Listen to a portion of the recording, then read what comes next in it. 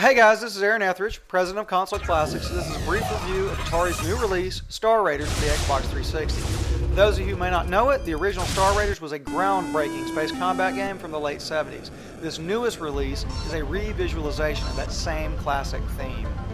Okay, to be completely honest, I think this new title falls short of the glory of the original. But as usual, I want to look at the positive first and then move on to what I feel could have been done better. First, I want to point out that the opening story's dialogue moves along at a readable pace, and that those scenes actually have quality voiceover. The game is played out through a number of missions, and the overviews for those missions are also presented in a readable format. As a result, it's easy to understand what's going on in the story, and you never feel lost. I mention this because it was one of my main complaints with Yar's Revenge that was released last month. The graphics of the game are very well done, and the visual effects are eye-catching and interesting. The sound effects and music are also very pleasing. The entire atmosphere of the game conveys the idea of deep space combat. You're enveloped in the blackness of space, and most of the little light you see is coming from your enemy's guns. Although this is pretty standard stuff in most space combat games, it's nice to see that Star Raiders does it right. The game offers all the standard ship upgrade options and some that are not so standard. To begin with, you collect salvage credit from ships you destroy and can also find what I suppose are chunks of salvages floating out in space. Everything you collect is saved for you in the form of currency, which you can spend later to upgrade your ship. You have a number of primary and secondary weapons to choose from when making your purchases. Like I said, up to this point, it's pretty standard stuff. Attack mode to be the basic spaceship mode. You're always flying forward, use a force gun and missiles. Then there's assault mode, which is much slower than attack mode, but it has a much better turning radius and slightly better guns. Although you're going to find yourself missing the missiles that automatically hunt down your enemies. Finally, there is turret mode. It barely moves at all, but has a high fire rate main gun and some fairly powerful heavy weapons. This mode immediately struck a chord with me. I think there are very few of us who haven't improv this mode at one time or another, at least those of us who play space combat simulators. Sometimes the best strategy is to just kill the throttle, spin with your thrusters, and blow anything away that gets too close. It's nice to see that Star Raiders added perks to using that strategy. Now, each of these modes uses different weapons, and you upgrade each one separately. This is a plus because you can build up in areas where you feel you're weak, or just make your favorite mode super powerful before filling out the rest. In addition, you can get an android co-pilot who is, in spite of the name, really just a static stat bonus. However, there are several droids to choose from, and you can use the one that best suits your playstyle. There's a galactic map from which you choose your next mission. Each of the missions has to be completed before you move on to the next mission level, but you can complete them in whatever order you want. Now this is a plus because it gives you a chance to build up salvage in order to buy more upgrades before you take on harder missions. In a rather unconventional third-person view, with a first-person heads-up display that you would expect to find in any spaceflight sim. The heads-up display gives you a load of information at a glance, including your current power level, your shield level, and the charge states of your countermeasures, EMP, and heavy weapons. The reason I say it's unconventional is the view of the ship is actually third person, whereas the heads-up display is the classic heads-up display that you would expect to find in any other flight simulator game.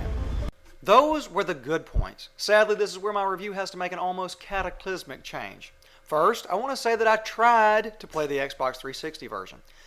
Again, I say tried. I use the word tried there because I don't really feel that I succeeded. I also want to point out that it's the Xbox 360 version because I've heard rumors that my first complaint is unfounded in the PC version of the game. What is my first complaint? The control setup is horrible.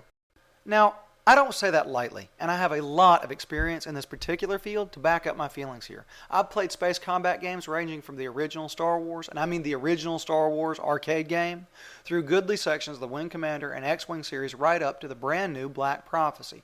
Space combat games are something I've experienced a lot of. The control setup is really one of the pivotal things about gameplay in these type of games. You have to be able to move without thinking about the controller setup, and Star Raiders has you thinking about it all the time. Now, there are several different controller configurations for each ship mode, so as to a certain extent, you can customize your controls. However, you may have noticed that I just said for each ship mode.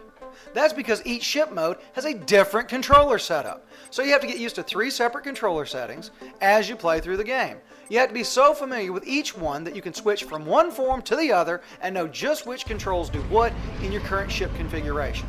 This may not sound like much, but it comes across as a nightmare. Every time you change modes, your pitch, Yaw, strafe, and throttle have moved around on the controller, and it makes you want to pull your hair out.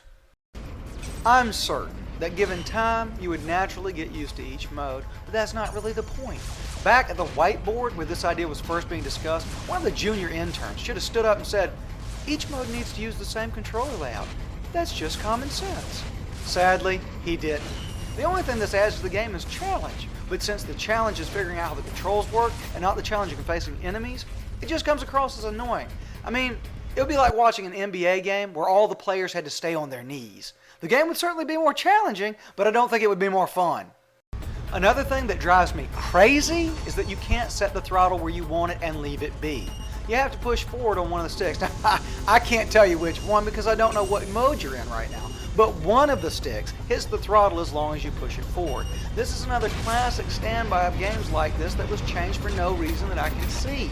Admittedly, in turret mode, it makes no difference. And in assault mode, you can ignore it. But in attack mode, the option to set your throttle gradually would have been a big plus. It was a change that left me scratching my head and asking why. One other thing that annoyed me was the enemy AI. Now I admit that during my 3 hours of gameplay, I didn't get very far and could still be considered to be facing the early enemies of the game, but still, the AI was weak. A wave of enemies approach, they surround you, and attack you in this sort of spear of death type pattern. It felt a lot like being trapped in a swamp and being eaten alive by mosquitoes. That actually leads me to my last gripe. You have an unlimited number of missiles based on your current power level. In attack mode, I started using missiles exclusively to destroy the waves of annoying opponents. I honestly feel, with just a bit of tweaking, this game could have been much better. The controller issue should have risen to the surface on the first day of playtesting and been fixed.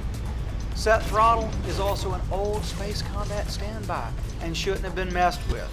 In defense of the AI, the cluster attack is a classic and is even used in games like Wing Commander, but one always hopes for more. Still, even considering its limitations, it's a good game for the price. As long as you're willing to fight the controller issue and overcome it, the game can be quite enjoyable. All things considered, it's not that the game is bad, it's just that it could have been so much more. The new Star Raiders isn't for today what the original was for the past. I hope you found this review informative. Thanks for watching.